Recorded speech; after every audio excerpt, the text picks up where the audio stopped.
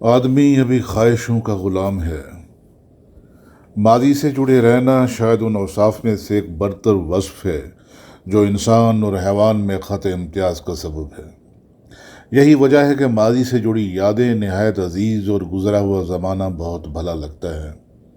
میں جب کبھی زمانہ موجود کی بے رحمانہ روش سے اکتا جاتا ہوں تو خود کو ماضی میں دھکیلنے کے لیے اس زمانے کی موسیقی سنتا ہوں، کسی ڈرامے کا کوئی کلپ دیکھ لیتا ہوں یا لیپ ٹاپ میں ذخیرہ کوئی تصویروں کا سلائیڈ شو دیکھنے لگتا ہوں۔ زمانہ حال کی سہولتیں بلا تاخیر اپنے بچپن، لڑکپن اور اوائل جوانی سے جوڑ دیتی ہیں۔ میں ان چہروں کو تلاشتا ہوں، ان آنکھوں میں جھانکتا ہوں کہ جنہوں نے اپنی دعاؤں کے ساتھ پال پوس کر بڑا کیا اور اپنی زندگی کے سنہرے دن میرے اچھے مستقبل کے لیے ہمہ قسم مشقتوں کے حوالے کی رکھے، مگر انہیں میرا دنیاوی عروج جو بھی تھا دیکھنا نصیب ہی نہ ہوا۔ میں جن کی خواہشات کا مظہر ہوا مگر وہ اس سے پہلے ہی رزق خاک ہوئے، یا اگر زندہ رہے بھی تو میرا نام اور میرا کام ان کے کسی کام نہ آیا۔ اگر سب کچھ یوں ہی چلا آتا ہے تو سوچتا ہوں کہ ہم کیوں کر اور کس کے لیے خود کو کبھی نہ ختم ہونے والے فکرات اور کبھی نہ سمیٹی جانے والی خواہشات کے چنگل میں پھنسائے رکھتے ہیں۔ کبھی اولاد اور کبھی اولاد کی اولاد کا مستقبل ڈیزائن کرنے کی اس طرح تگ و دو کرتے ہیں کہ اپنا حلیہ بگاڑ لیتے ہیں، مگر آخر کو نتیجہ وہی نکلتا ہے کہ ہم اولاد سمیت ہر کسی کو مواقع تو مہیا کر سکتے ہیں لیکن ان کا مقدر ڈیزائن نہیں کر سکتے۔ اس عرصہ حیات میں اپنے اطراف بے تحاشا تلاطم اور بے انداز ہنگام دیکھتا رہا ہوں۔ ہرس و ہوس کے دام اور ان کے بے دام غلام، مرنے کے بعد سکندر کے دونوں ہاتھ خالی ہونے کا چرچا تو سبھی کانوں تک تھا، مگر یقین کسی کو نہ تھا۔ بچپن میں نواب بہاولپور صادق محمد خان خامس عباسی کا کئی میل طویل جنازہ دیکھا تو دنیا کی بے ثباتی آشکار ہوئی۔ اپنے ریاستی نانا کو روتے ہوئے دیکھا کہ جن کی زبان پر تھا لکھ مرے تو لکھ پال نہ مرے، تو حیرت ہوئی کہ لکھ کی قیمت پر لکھ پال کیوں نہ مرے۔ لیکن پھر کہیں بعد میں جا کر اندازہ ہوا کہ لاکھوں انسانوں کے رزق کو اپنی خواہش بنانے والا مرے تو کسی کو دکھ نہیں ہوتا، لیکن اپنی خواہشات کو لاکھوں انسانوں کے رزق میں بدلنے والا مر جائے تو ایک انسان نہیں مرتا، لاکھوں مر جاتے ہیں۔ کبھی کبھار تو یوں ہوتا ہے کہ ہوس سے بھی زیادہ خواہشات رکھنے والا مقتدر اپنے تئیں اپنے آپ کو رعیت کی خواہشات کا داتا سمجھ بیٹھتا ہے، مگر حقیقت میں اس کے برعکس وہی ایک شخص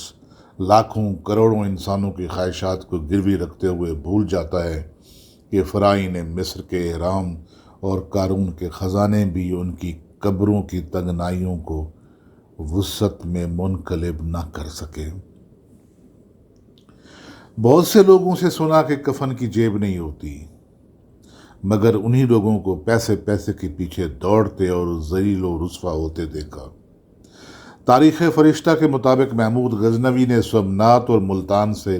لاکھوں لوگوں کو تحقیق کرتے ہوئے بے حد و حساب دولت، لاکھوں غلام اور کنیزیں غزنی منتقل کر دی، اس حد تک کہ ان کی کثرت سے غزنی کے بازار ملتان کے بازار دکھائی دینے لگے۔ سندھ میں جاٹوں کی نسل کشی کے بعد ملتان اور سندھ میں مقیم ان عرب خاندانوں کو بھی جبراً یہاں سے بے دخل کر دیا گیا کہ جو محمد بن قاسم یا اس کے بعد کے عرب حکمرانوں کے عہد میں ملتان اور منصورہ کو اپنا مسکن بنا چکے تھے۔ جن عرب مسلمانوں نے سندھ اور ملتان سے بے دخل ہونے میں مزاحمت کی انہیں ان کے خاندان سمیت قتل کر دیا،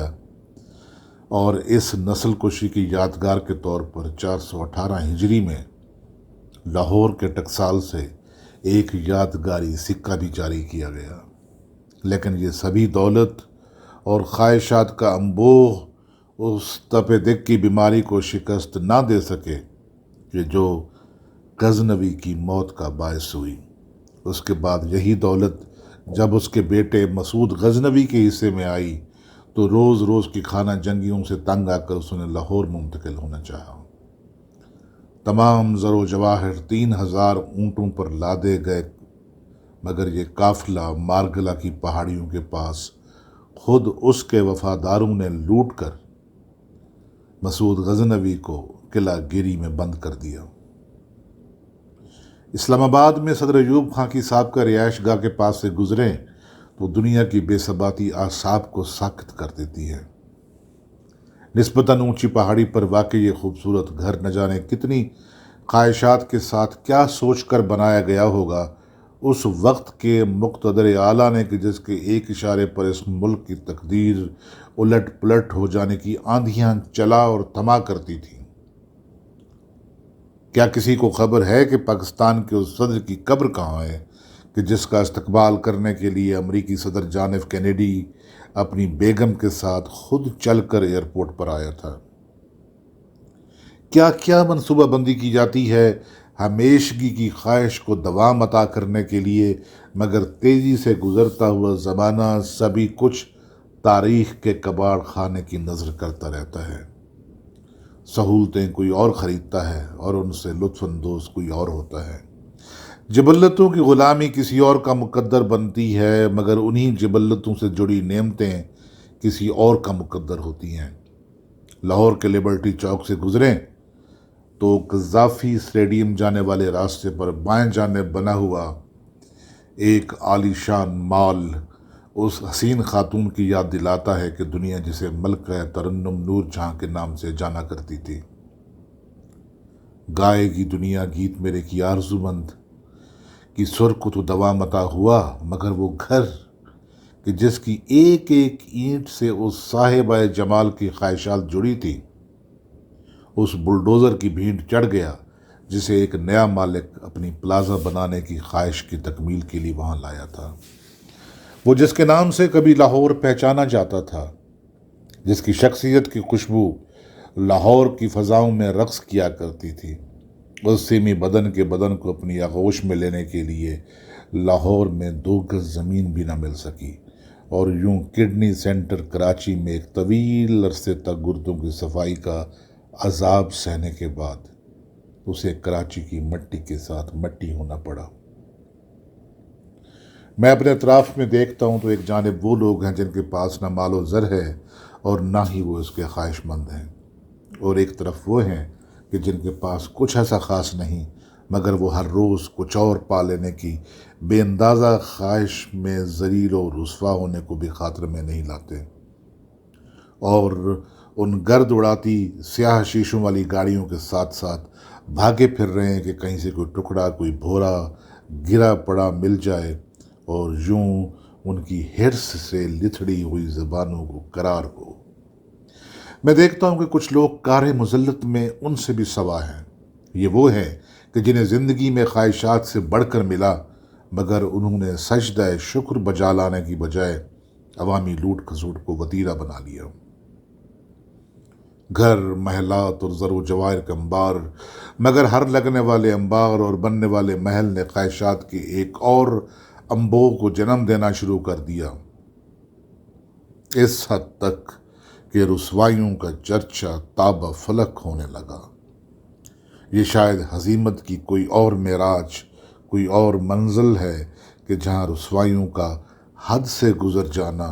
حرص و ہوس میں گندی ہوئی خواہشات کو اور بھی مہمیز کرتا ہے۔ اتنا کچھ پا لینے کے بعد بھی کہیں سکون سے زندگی بسر کر لینے کی بجائے اپنے آپ کو تھانے کچہریوں کی چوکھٹوں میں ہدف تمسخر بنا لینا ہو سکتا ہے اس راستے کا سفر ہو کہ جس کا آخر آتے آتے شاعران، مارکوس، صدام اور قذافی جیسوں کے کئی مقابر درمیان میں آتے ہیں۔ جگر مراد آبادی نے نہ جانے کس لہجے میں بات کی تھی کہ اس کائنات میں اے جگر کوئی انقلاب اٹھے گا پھر، اس کائنات میں اے جگر کوئی انقلاب اٹھے گا پھر،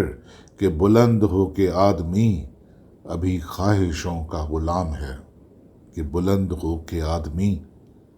ابھی خواہشوں کا غلام ہے۔